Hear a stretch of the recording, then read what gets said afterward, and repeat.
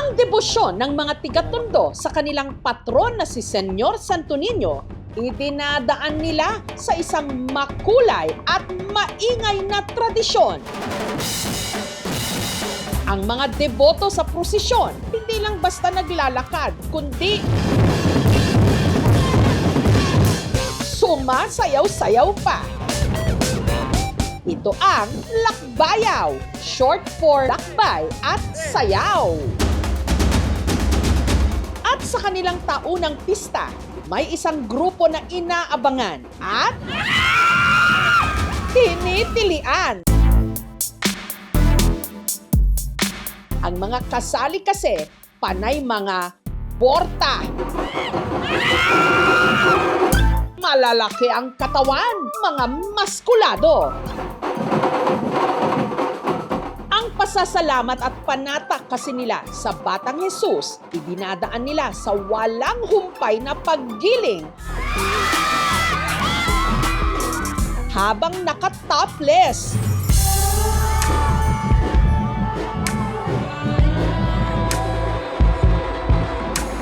Ganon sila ang mga miyembro ng Willis Gym. Nag-umpisa kami 2006. Nung una siguro nasa 50 lang, 60.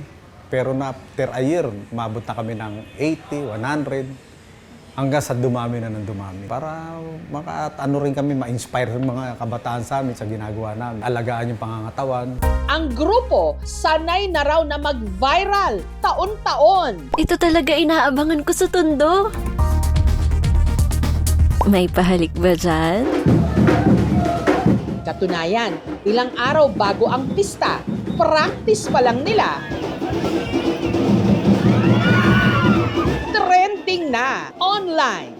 Isa raw sa mga dahilan ang bago nilang recruit. Ang cute-cute ni Kuya! Sarap talaga manood ng lakbayaw. Ang babyface lakbayaw cutie, ang 25 anyos na si Marco. First time ko sumali, tapos sumitili lang sila, tapos parang sinasabi na yung baby boy nga daw.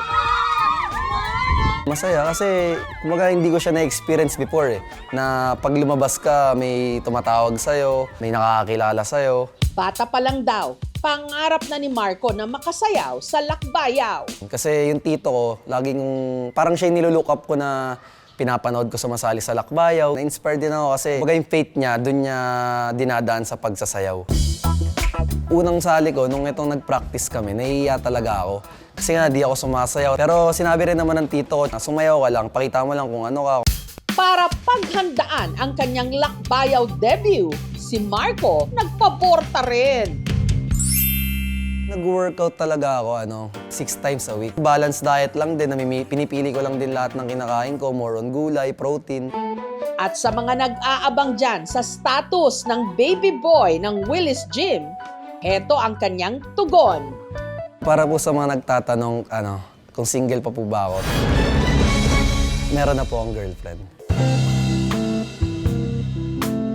Diba sabi ko, bawal ka naghubad? Ba't ka naghubad? Nagkakilala kami 2017, pero mag-classmate lang kami nun. Maganda, tapos mabait. Tingin ko siya naman na answered prayer. Ang kanilang performance sa taong ito, pinag-isipan daw talaga ng kanilang main choreographer na si Jonash, kahit kakauwi pa lang niya ng Pilipinas. Si Jonash kasi, 2 taong nag-OFW sa Macau.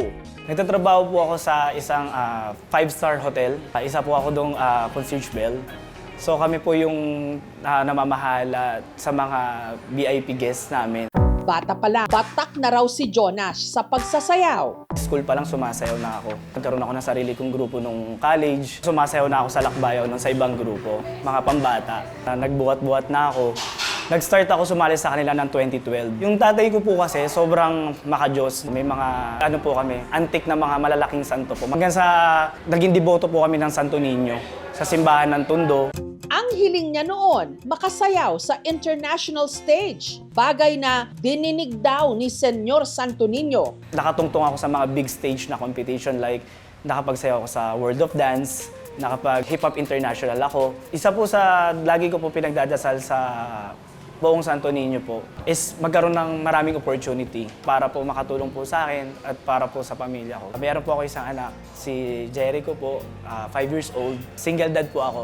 Taong 2023 po nung nakapag-ibang bansa po ako. Minsan ataking ka na anxiety, mag-isa ka lang, malayo ka sa pamilya mo. Pero nalabanan naman po yun. Linggo-linggo ko po pinagdadasal sa mahal na po yung Santo Niño sa tuwing nagsisimba ako is yung kalakasan po ng pamilya ko. Pero kung meron man daw OG o original sa grupo, yan ay ang 49 anyos na si Melvin. Si Melvin, aminadong hindi pa raw borta nung siya'y nagsimula sa lakbayaw. Pinanata ko na sana maging healthy yung katawan ko para sa sunod-sunod na pagsali ko. Kaya mas lalong lumaki yung katawan ko para hindi naman ako naiiwanan ng iba na maganda na yung katawan. At sa taon-taon niya raw na paghataw sa lakbayaw, hindi lang katawan niya ang lumaki, lumalim din ang kanyang bulsa. Kasi dati nangungupahan lang kami. Nalaman akong parang permanenteng trabaho nun. Nag-buy and sell ako ng motor. Yun ang unang naging business ko eh. Hanggang sa masenso yung business, nakapag-ipon. Yung inuupahan namin bahay, nabili namin. Ngayon, sarili na namin bahay yung inuupahan namin dati. May paupahan pa kami ngayon. Ito yung paupahan namin, ito yung bahay namin. Ano pa po kami paupahan sa loob. 4 na pintuyan, meron sa taas, meron sa baba. Yan po ang paupahan namin.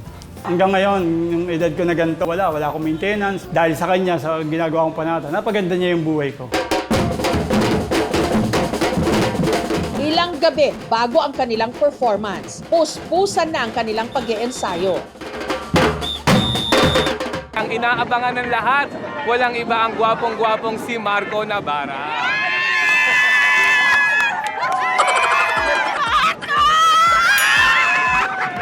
Ang pogi niya! Napakagwapo, napakabait, at napaka-approachable. Ilang sandali lang, kaldagan na.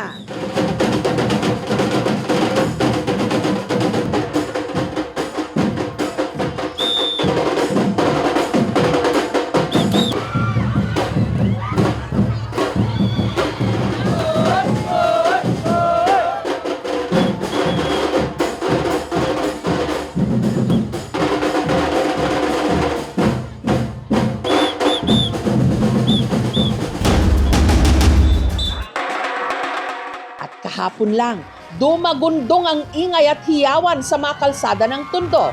Sina Marco, ready na rin umindak at kumembot.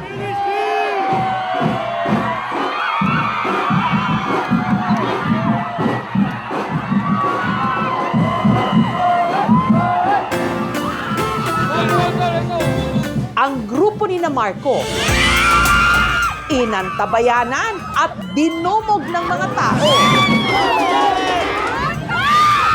Oh, Diyos ko na! Tama, usawa ka kasigaw. Takot ako sa asawa mo! Hindi angkop kasi sa mga batang nakakakita na hindi tama na naghuhubad para sa panata nila sa Santo.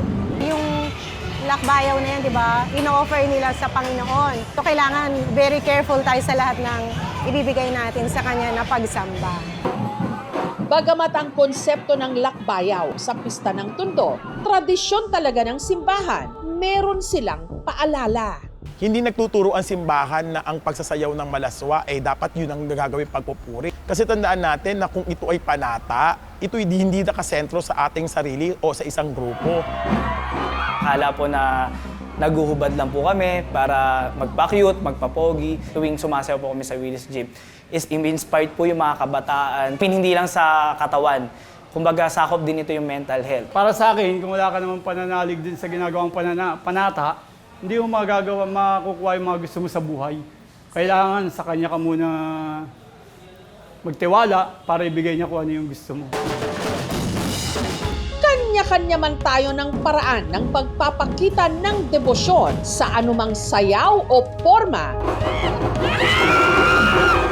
Ang dapat pa ring manaig at mangibabaw ang papuri natin sa Kanya. Thank you for watching, mga kapuso. Kung nagustuhan niyo po ang videong ito, subscribe na sa GMA Public Affairs YouTube channel And don't forget to hit the bell button for our latest updates.